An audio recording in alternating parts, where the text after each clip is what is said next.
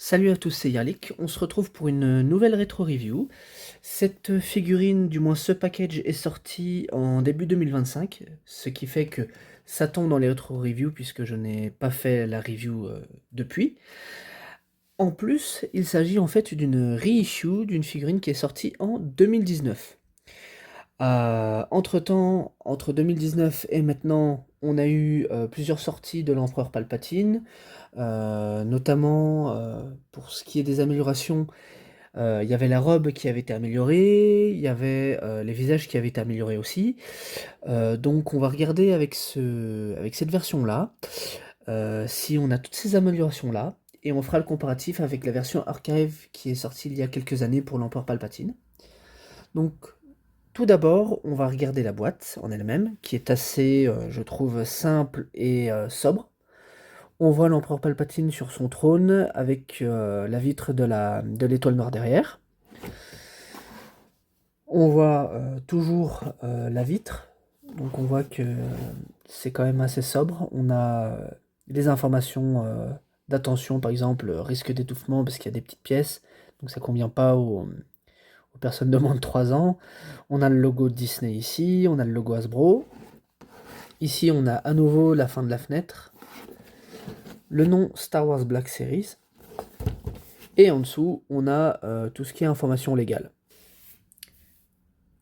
Voici la figurine hors de son packaging. Vous pouvez voir qu'elle est bien protégée avec des éléments en plastique. Là, moi, je vois déjà un truc qui me surprend un peu. Ça va être la robe. On va regarder ça plus en détail. Je vais totalement enlever le tout du plastique pour qu'on puisse regarder plus précisément ce qui se passe exactement avec cette figurine. Alors, voici le contenu du packaging. Hors de la boîte. Donc on a le trône, la figurine, et je vais m'étaler un tout petit peu dessus, mais pas longtemps. Juste faire un comparatif entre la archive qui est ici et celle-ci. On a des mains avec des éclairs. On peut voir que au niveau du coloris, on a un coloris qui fait vraiment cadavérique, ce qui est plutôt pas mal. Alors je vais voir si je peux focus dessus. Voilà. Donc on a vraiment un coloris qui fait cadavérique. Je pense que la couleur du plastique initial c'est du bleu et qu'ils ont repeint en couleur chair. Effectivement, vous pouvez voir ici que c'est couleur bleue. Alors c'est un bleu translucide. Je trouve que c'est plutôt pas mal pour du Hasbro. On a deux visages, enfin trois avec celui qui est monté sur la figurine. On va focus dessus. Donc je trouve que le head sculpt est plutôt pas mal. On va prendre le deuxième.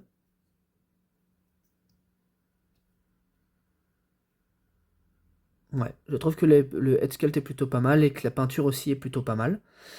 À savoir que on a ce head sculpt de base sur la figurine, qui est exactement le même, allez je me lance dans le comparatif avec celle-là, hein, que l'original, enfin que la Archive Series qui est sortie il y a quelques années.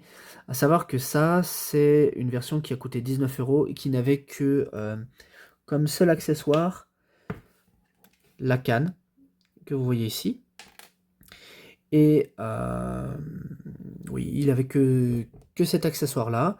Et la spécificité des archives, en fait, c'était que ils ont changé la manière d'imprimer les visages sur les têtes. Et c'est quelque chose qui est supposé être photoréalistique ici. Alors, la vraie star de ce pack-là, en réalité, c'est le trône en lui-même. Il y a une attention au niveau du détail sur le trône qui je trouve est plutôt pas mal. On a vraiment des détails qui sont proches du film. Donc on voit le liseré chromé ici avec les boutons là. On voit que le siège en lui-même est violet avec un aspect un petit peu cuir. On a des boutons ici. Je vais essayer de zoomer, hein. Donc on a des boutons ici, pareil là, ici aussi, et là aussi. Et l'autre spécificité, c'est que vous pouvez coulisser, enfin vous pouvez faire une rotation avec le siège. Et justement, ce qui est intéressant, c'est que Ian McDiarmid, l'acteur qui fait Palpatine, avait donné une anecdote, je crois, durant la Star Wars Celebration de l'année dernière, où il expliquait que il y avait un système automatique de rotation, et que quand il appuyait sur un bouton, normalement, le trône aurait dû se retourner automatiquement. Sauf que ça n'a pas été le cas, et George Lucas lui a demandé du coup de bouger avec ses pieds pour que le trône bouge. Ce qui fait que normalement, cette robe-là est supposée être plus longue pour qu'on ne voit pas les pieds. Mais bon, c'est de l'ordre du détail sur une figurine. Justement, en parlant de la figurine, là, la figurine que j'ai mis, c'est la version Archive, et non pas la version qui vient avec le pack. Donc, pour comparer les deux, là, les deux figurines, là vous avez à gauche la version Archive, avec un tissu qui est, je vais pas dire plus rigide, mais où il y a une double couche, ce qui donne une certaine épaisseur, contre ceci. Et vous voyez que on a juste une simple couche, c'est vraiment limite un tissu transparent, il n'y a pas d'épaisseur ni rien. Je pense savoir pourquoi ils ont fait ça, c'est pour, je pense, avoir plus de facilité pour le poser et pour utiliser toute l'amplitude du mouvement, du personnage. Sauf que si vous regardez avec cette version-là, j'ai aucun souci. Et la figurine, je l'ai installée sans souci dans le siège à l'instant. Donc en soi, ce qu'a fait Hasbro, je ne le comprends pas trop. Pour la figurine en elle-même, c'est un vieux corps qui est utilisé, donc vous avez des doubles jointures au niveau des coudes, double jointure au niveau des genoux, qui est plutôt pas mal. Et je crois qu'on a ici, ouais, on a une rotation au niveau de la hanche pour chacune des jambes. Et c'est quelque chose qu'on aurait bien aimé revoir, parce que les Hasbro, les Black Series de maintenant sont un petit peu limités dans leur mouvement, car ils ont changé la manière de fonctionner des articulations. Ici, on a une double jointure maintenant, ici, c'est une double jointure aussi, et c'est pas vraiment ce qu'il y a de mieux.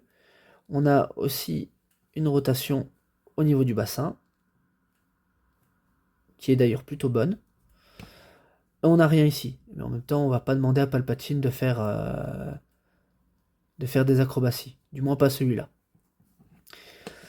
Donc ça, c'est la différence entre les deux figurines. Après, les accessoires, tout ce qui est main et tout ce qui est tête, sont totalement compatibles avec la version Archive.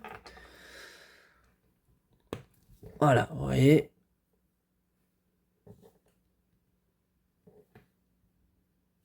Elle veut pas focus. Vous voyez, j'ai changé la tête et tout va bien, j'ai pas eu de soucis. Faut juste essayer d'entendre un petit pop quand vous changez la tête. Vous voyez. Donc bon, on va faire le comparatif avec d'autres figurines. Une Black Series et deux... enfin, plusieurs Black Series même, je dirais. Et deux Figarts. Et je peux vous dire tout de suite que... il y a une Figart qui est sortie de ça, je ne l'ai pas prise parce qu'elle était beaucoup trop chère. Et je suis franchement content d'avoir pris cette figurine-là et d'avoir le trône maintenant. Donc on va faire le premier comparatif qui est avec un Dark Vador. C'est pas le Vador de l'épisode 6, c'est le Vador de l'épisode 4. Et c'est la version 40e anniversaire je crois que c'est 40e anniversaire que Hasbro a sorti il y a quelques années. Donc le sculpt de la figurine est un peu vieillot. Après c'est pas trop un problème. Je vais juste faire en sorte que au niveau articulation ça aille. Hop là, voilà. On va la remettre. Et je vais mettre les autres figurines tout de suite. Donc voici Vador de l'épisode 4. On va demander à la caméra. Voilà. Donc en termes de taille, la figurine se marie bien. En tout cas, j'espère bien qu'elle se marie bien avec de l'Hasbro, ça aurait été un petit peu con. Et maintenant, on va mettre une Figuarts. Donc ça, c'est la première version de Luke Skywalker qui est sortie en Figuarts. Le sculpt n'est pas vraiment le meilleur ou le plus représentatif de l'acteur. Après, ça reste quand même mieux qu'une version récente que Hasbro a sortie, qui est celle-ci. Comment dire, je pense que vous pouvez voir le massacre. C'est une catastrophe. Et justement, quitte à taper sur Hasbro, autant le faire tout de suite. Les fameuses nouvelles articulations. Bon, là ça va encore, mais le Vador derrière, c'était limité à ça. Donc on a ça comme articulation, et au niveau des jambes, voilà. Je veux dire, on peut quand même faire du posing, hein. Il n'y a pas trop de soucis, mais ça reste pas terrible. Je veux dire, regardez, c'est pas... Avec toute la bonne volonté du monde, ce Luke-là, je saurais rien en faire. Et on a ensuite le Luke Skywalker de The Mandalorian, selon Tamashinations, qui n'est autre en fait que la version du début du Retour du Jedi, avec juste les têtes, avec la tête qui vient de The Mandalorian. Donc voilà en termes de comparatif avec derrière Palpatine. Vous voyez qu'en termes de taille, ça va plutôt bien. Alors pour terminer, je tiens à m'excuser quand même du peu de contenu qu'il y a sur la chaîne. C'est lié au fait que certaines des figurines que je devais recevoir ont pris du retard, notamment la Superior Spider-Man de chez Mesh Toys. Mais rassurez-vous, je devrais la recevoir prochainement. Après, il y a des reviews qui vont arriver, et ça va être principalement du Star Wars dans un premier temps. Il va y avoir Anakin de la série Ahsoka. Je sais qu'elle est sortie en mars, mais j'ai fait l'erreur de la coupler avec Yoda. Et Yoda, en fait, n'est sorti que le mois dernier. Et je vais la recevoir très bientôt. Donc vous aurez une double review, vous aurez Yoda et Anakin qui devraient arriver. Je vais aussi faire un comparatif du coup avec cette figurine-là qui est sortie il y a quelques années et la figurine originale. Voir si les éléments sont interchangeables, si je peux éventuellement utiliser la tête de cette version-là sur cette version-ci. Il va aussi y avoir la version 2003 de la Tortue Ninja Leonardo, donc la série de 2003 de chez Super 7, qui devrait arriver aussi prochainement. Et j'en ferai une review. Et je ferai un petit peu des comparatifs avec d'autres Tortues Ninja que j'ai, d'autres marques. Voilà, voilà. En tout cas, j'espère que cette review aura été assez informative. Je vous souhaite une très bonne soirée. Prenez bien soin de vous. Ciao, ciao.